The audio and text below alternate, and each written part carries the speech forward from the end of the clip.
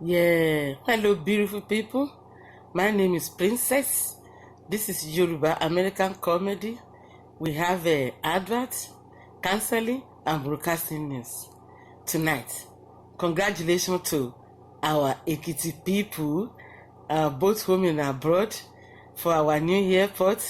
Àti rí nǹkan àìwá Ekiti-kete. Ojú láti ti tó ohun àìwá Ekiti-kete. I'm so happy for that. Ènìyàn mi jàre jẹ́mi wí nǹkan sí yín o. Èsì bí kan tí sákòkò lé yín ni o. Mo jẹ́ mi rí kí n yá sákòkò lébẹ̀ tàbí kí n yá sá ọ̀gẹ̀dẹ̀. Ọ̀ kí n yá sá ìpákí. Ẹ̀rọ o. Kọ́kọ́ bá lọ ni kọ́ yá ṣerú rẹ̀ sílé mi rẹ̀ kájọ kẹ́sẹ̀ sí ṣòkòtò kan. Ṣé mo rí ìran òyìnbó kuru mọ́ ẹ̀bọ̀? Ìran òyìnbó kan gbénu yìnyín. Ayá kí alẹ́ kìtì. Kan bá rí ti débẹ̀ sí ni kí n gúnyán àtẹ̀fọ́ kí n mú pàdé ní ọlọ́nà.